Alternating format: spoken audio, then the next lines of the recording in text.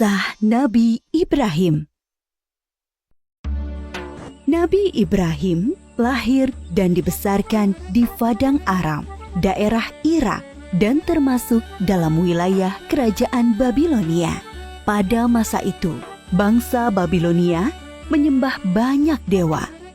Ayah Ibrahim bernama Azar, seorang pembuat patung berhala. Patung-patung itu juga dijual kepada penduduk sekitar untuk menjadi sembahan mereka. Allah memberi Ibrahim pikiran yang cerdas dan kritis, serta keberanian yang besar. Dia mengilhamkan pemahaman kepada Ibrahim bahwa menyembah patung-patung itu adalah kesesatan yang nyata. Ibrahim bertanya dalam hati, "Ayah, mengapa ayah menjadikan patung-patung itu sebagai Tuhan? Bukankah ayah yang membuatnya? Bukankah patung-patung itu tidak bisa mendengar doa-doa kita?" Dia berpikir keras, siapakah sebenarnya Tuhan yang pantas dipuja, dimintai pertolongan dan perlindungan?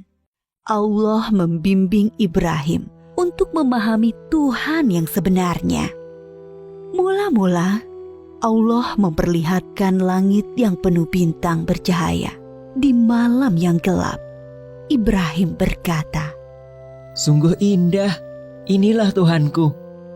Ketika pagi tiba, langit menjadi terang. Bintang-bintang itu pun menghilang.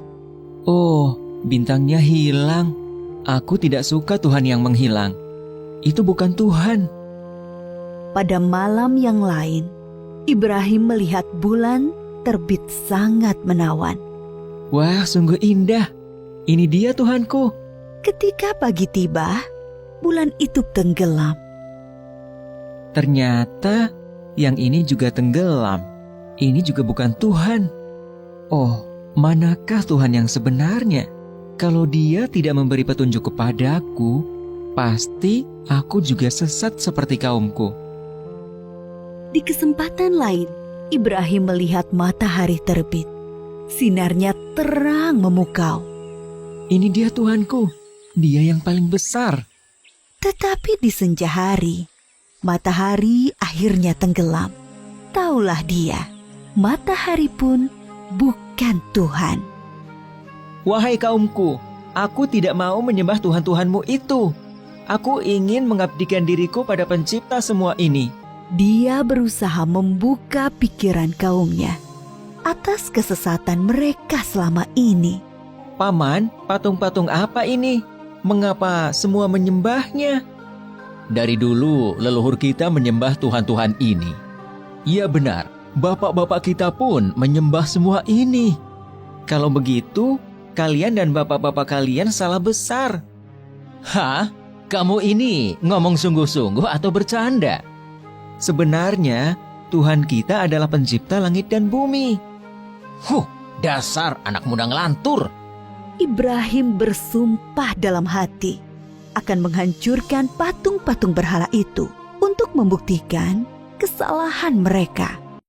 Suatu hari, ada perayaan keagamaan kaum Ibrahim. Setelah memberi sesaji kepada berhala, mereka pergi semuanya keluar kota. Ibrahim tidak mau ikut rombongan itu. Ketika semua sudah berangkat agak lama, diam-diam Ibrahim menuju tempat pemujaan berhala yang berisi banyak patung. Dia melihat makanan sesaji untuk berhala-berhala itu masih utuh di hadapan tiap patung-patung itu. Mengapa kamu tidak makan? Mengapa kamu tidak menjawab? Ibrahim bertanya, lalu memukul patung dengan tangannya. Tentu saja, patung-patung itu tetap diam. Ibrahim mengambil kapak, lalu menghancurkan patung-patung itu. Dia hanya menyisakan sebuah patung yang paling besar dan mengalungkan kapaknya pada lehernya. Ketika kaumnya pulang dari luar kota, mereka melihat patung berhala mereka hancur. Sontak mereka berteriak, kaget, gempar seluruh kampung. Bergegas semua orang terutama para pemuka kaum, menuju tempat pemujaan berhala. Oh, siapa yang melakukan ini pada Tuhan-Tuhan kita? Kurang ajar! Kami dengar ada anak muda yang membenci Tuhan-Tuhan kita. Ibrahim namanya. Bawa ke sini anak itu. Maka Ibrahim digiring ke hadapan para pemuka kaumnya. Disaksikan halayak ramai. Apakah kamu yang menghancurkan Tuhan-Tuhan kita, Ibrahim? Yang menghancurkan patung-patung itu adalah patung yang besar ini. Bukankah dia membawa kapak? Tanya saja dia kalau bisa menjawab. Orang-orang yang mendengar jawaban Ibrahim pun tersadar. Merekalah yang keliru dengan menyembah patung-patung itu. Tapi kekafiran yang sudah mendarah daging membuat mereka memutarbalikkan kebenaran. Tentu di sini ada campur tangan setan. Kamu kan tahu, dia tidak bisa bicara, apalagi bergerak menghancurkan patung lain. Berarti kamulah yang melakukannya. Jadi, mengapa kalian menyembah patung yang tidak bisa berbuat apa-apa? Melindungi dirinya sendiri saja tidak bisa, apalagi melindungi kalian. Pemuka-pemuka kaum Ibrahim berunding untuk menghukumnya. Beberapa orang mengusulkan untuk membakar Ibrahim hidup-hidup. Maka penguasa waktu itu, Raja Namrud, memerintahkan untuk membuat bangunan tempat pembakaran Ibrahim di tengah lapang agar bisa disaksikan orang banyak. Ibrahim diikat lalu dilemparkan ke dalam api. Api menyala berkobar sangat panas. Allah berfirman, "Hai api, dinginlah dan menjadi keselamatan bagi Ibrahim." Maka ketika kobaran api yang dahsyat telah padam, keluarlah Ibrahim dengan segar bugar, tidak terbakar sedikit pun. Bahkan pakaiannya juga utuh, hanya tali pengikatnya yang musnah terbakar. Ketika sudah diangkat oleh Allah menjadi Rasul, Nabi Ibrahim dengan giat dan sabar mendakwahkan ajaran Allah. Bangsa Babilonia waktu itu menyembah dewa-dewa. Raja mereka, Raja Namrud, dipercaya sebagai keturunan dewa. Namrud adalah seorang yang cerdas dan kuat kepemimpinannya. Semua itu membuat dia takabur dan berlaku kejam. Dia menganggap dirinya sebagai Tuhan yang harus disembah. Mendengar dakwah Nabi Ibrahim, Raja Namrud mengundang beliau ke istana. Tentu tujuannya untuk menghentikan dan menghukum Nabi Ibrahim. Kemudian Raja Namrud dan Nabi Ibrahim berdebat tentang Tuhan yang patut disembah. Siapakah yang kau anggap Tuhanmu itu, Ibrahim? Apa kekuasaannya? Tuhanku adalah yang menghidupkan dan mematikan. Aku juga menghidupkan dan mematikan. Aku menjatuhkan hukuman pada orang-orang dan aku berkuasa untuk mengampuni dan membiarkan mereka hidup. Allah menerbitkan matahari dari timur. Kalau kau juga Tuhan, terbitkanlah matahari dari barat. Raja Namrud tercengang dan terdiam mendengar jawaban Nabi Ibrahim. Dia kebingungan bagaimana menjawab tantangan Nabi Ibrahim. Demikianlah Nabi Ibrahim berdakwah dengan membuka akal pikiran manusia tentang Tuhan seluruh alam. Ada suatu peristiwa ajaib yang menunjukkan maha kuasanya Allah. Setelah Nabi Ibrahim diangkat menjadi Rasul, yaitu ketika beliau bermunajat kepada Allah. Ya Rabbi, perlihatkanlah pada hamba bagaimana engkau menghidupkan yang mati. Allah Subhanahu wa Ta'ala berfirman, "Belum percayakah engkau pada kekuasaanku?" Hamba percaya, tapi hamba ingin hati hamba yakin. Kemudian Allah Subhanahu wa Ta'ala berfirman, "Ambillah 4 ekor burung, lalu potong-potonglah mereka, lalu lemparkan di atas tiap satu bukit, satu bagian. Kemudian, panggillah mereka. Pasti mereka akan datang kepadamu dengan segera. Nabi Ibrahim melakukan yang diperintahkan Allah. Maka keimanannya bertambah mantap. Kepada bapaknya, Nabi Ibrahim tidak putus asa mengajak meninggalkan penyembahan berhala. Wahai ayahku, mengapa ayah menyembah sesuatu yang tidak bisa mendengar dan melihat, serta tidak dapat berbuat apa-apa untuk menolongmu? Sesungguhnya Allah memberi aku ilmu. Ikutilah aku, wahai ayahku. Jangan ikuti setan. Aku takut engkau akan ditimpa azab. Bencikah kau pada Tuhan-Tuhanku Ibrahim? Diam. Kalau tidak, kau akan aku rajam. Pergilah, tinggalkan aku. Selamat berpisah, ayah. Semoga keselamatan dilimpahkan kepadamu. Aku akan memohonkan ampunan dan hidayah untukmu. Nabi Ibrahim terus memohonkan ampunan Allah untuk Azar. Sampai kemudian jelas baginya bahwa Azar tidak mau beriman dan terus memusuhi Allah. Allah melarang memohonkan ampunan bagi orang-orang kafir.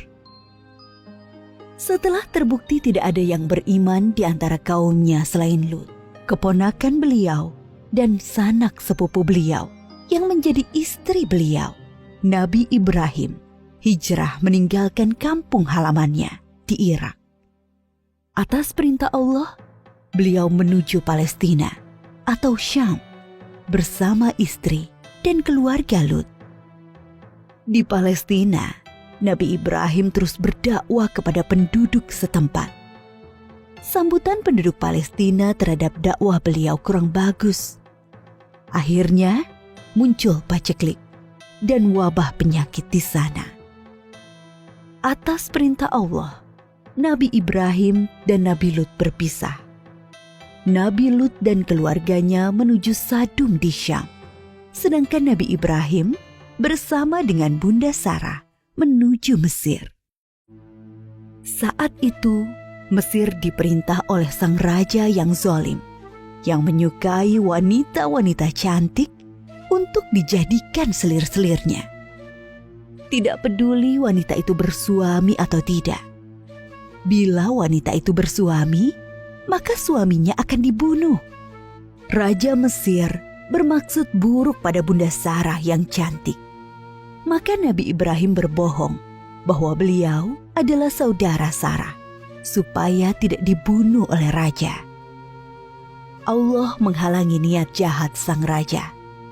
Raja mengembalikan Bunda Sarah kepada Nabi Ibrahim dan memberi hadiah seorang pelayan untuk Bunda Sarah.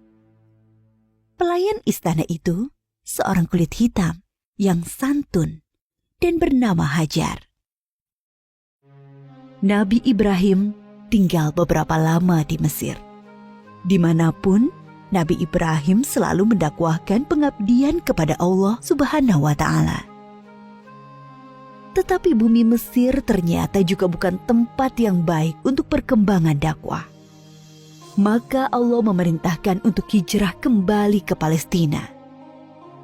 Sekian puluh tahun berkeluarga, Nabi Ibrahim belum dikaruniai anak, meskipun tak henti-henti beliau berdoa, memohon keturunan.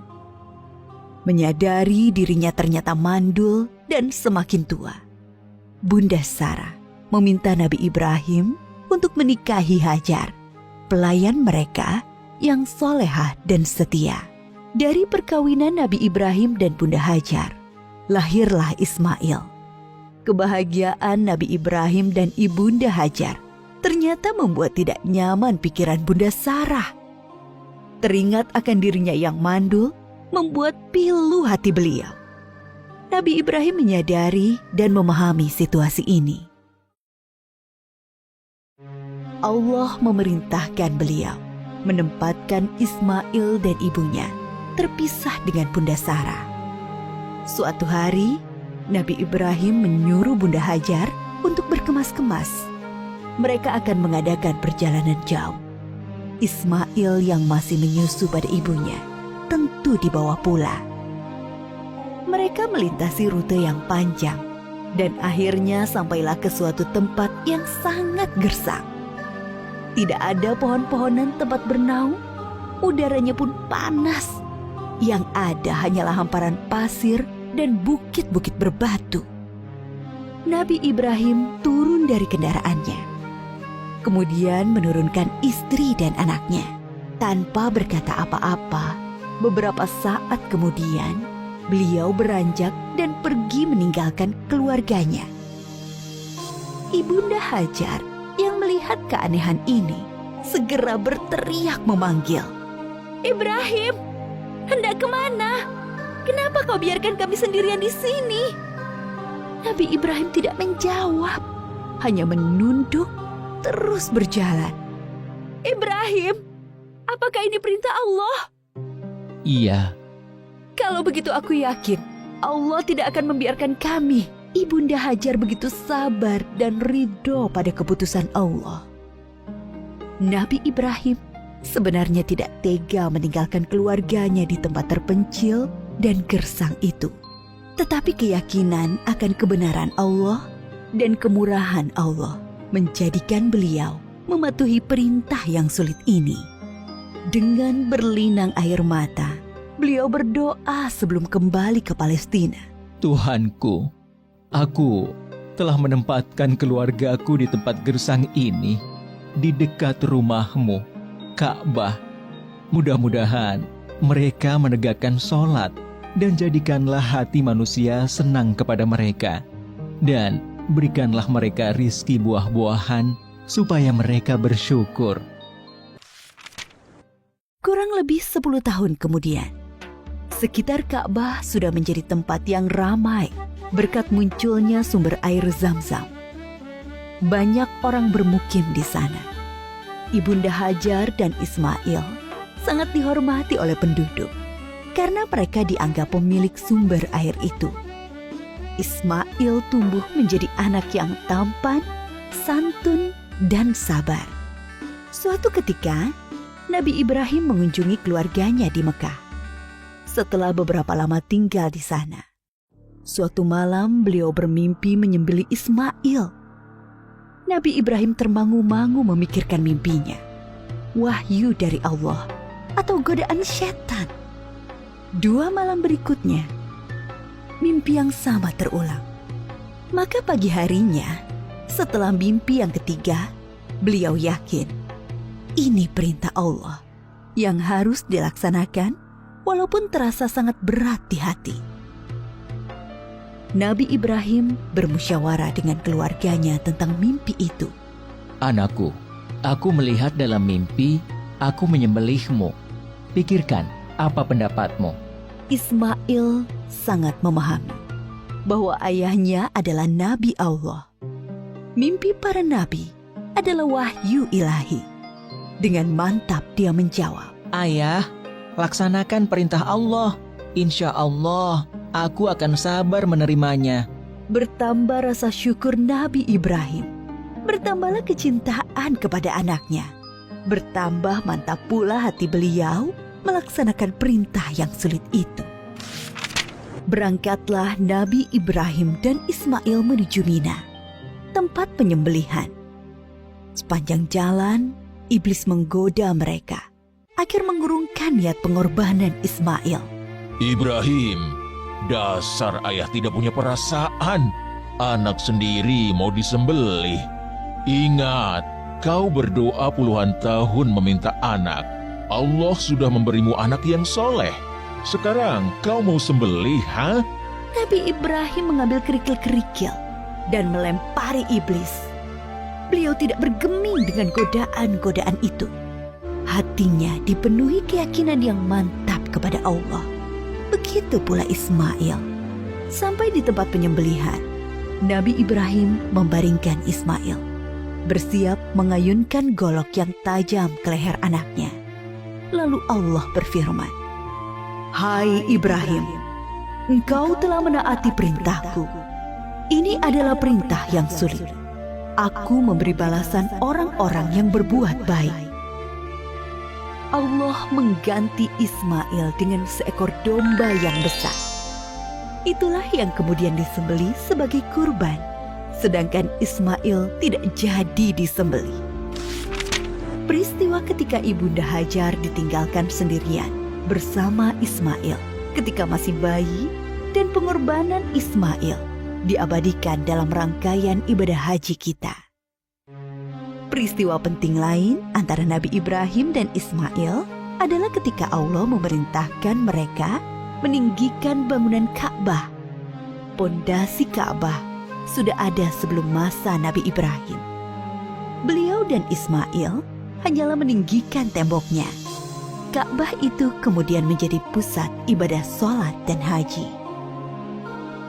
Ketika tembok sudah tinggi, Nabi Ibrahim kesulitan membuatnya lebih tinggi lagi, di atas jangkauan tangannya. Maka beliau menjadikan sebuah batu sebagai pijakan kakinya. Pada batu pijakan itu membekas tapak kaki Nabi Ibrahim dan dinamakan Makom Ibrahim yang bisa disaksikan sampai saat ini. Ketika Ka'bah sudah jadi, Nabi Ibrahim berdoa untuk beliau dan Ismail dan anak keturunan mereka berdua. Antara lain, supaya diangkat Rasul dari keturunan mereka. Diangkatnya Muhammad SAW sebagai Rasulullah adalah jawaban atas doa Nabi Ibrahim. Nabi Muhammad SAW adalah keturunan Nabi Ismail. Suatu ketika, Nabi Ibrahim sedang berada di Palestina bersama Ibunda Sarah. Datanglah tamu asing, 3 orang laki-laki tampan yang tidak dikenal oleh Nabi Ibrahim. Nabi Ibrahim meminta Ibunda Sarah memasak sapi panggang untuk menjamu tamu-tamu itu. Nabi Ibrahim memang sangat menghormati tamu. Setelah hidangan siap, Nabi Ibrahim mempersilahkan tamu-tamunya makan. Tetapi para tamu itu sama sekali tidak menyentuh hidangan yang lezat itu. Timbul rasa takut dalam hati Nabi Ibrahim. Jangan takut, kami adalah malaikat utusan Allah. Kami tidak makan dan tidak minum. Kami membawa berita gembira. Allah akan mengaruniai kalian seorang anak yang sangat cerdas, yang mempunyai pengetahuan sangat dalam. Mendengar itu, Ibunda Sarah memekik kegirangan. Hah? Benarkah? Padahal aku seorang perempuan tua yang mandul. Adakah tugas kalian yang lain, wahai para malaikat? Sebenarnya kami diutus untuk menurunkan hukuman bagi penduduk Syadum karena mereka keterlaluan. Tapi di sana ada Lut dan orang-orang beriman. Siksa ini hanya mengenai orang-orang yang durhaka. Lut, keluarga serta pengikutnya akan selamat, kecuali seorang istrinya yang jahat. Dia turut binasa. Nabi Ibrahim dikaruniai keturunan di masa tuanya. Beliau sendiri dikaruniai umur panjang. Dari keturunan Nabi Ismail, kelak akan lahir Nabi Muhammad. Sedangkan dari keturunan Nabi Ishak, lahir nabi-nabi Bani Israel. Semua nabi yang ada dalam Al-Quran setelah Nabi Ibrahim adalah keturunan beliau. Maka Nabi Ibrahim disebut juga bapak para nabi. Nabi Ibrahim disebut juga sebagai bapak tauhid yang pertama mengajarkan bahwa Allah adalah Tuhan semesta alam. Para nabi sebelumnya hanya mengajarkan sebatas Tuhan suatu kaum. Nabi Ibrahim diberi gelar Khalilullah, artinya kekasih Allah. Banyak keteladanan yang diajarkan Nabi Ibrahim, yaitu teladan dalam menghormati tamu, menjadi seorang yang hanif, yang mengikuti kebenaran, selalu patuh pada perintah Allah, pemberani, sekaligus penyantun kepada orang tua dan manusia umumnya. Banyak kemiripan ajaran Nabi Ibrahim dengan Islam. Dari peristiwa Isra Mi'raj, Nabi Muhammad bercerita bahwa sosok Nabi yang paling mirip dengan beliau adalah Nabi Ibrahim.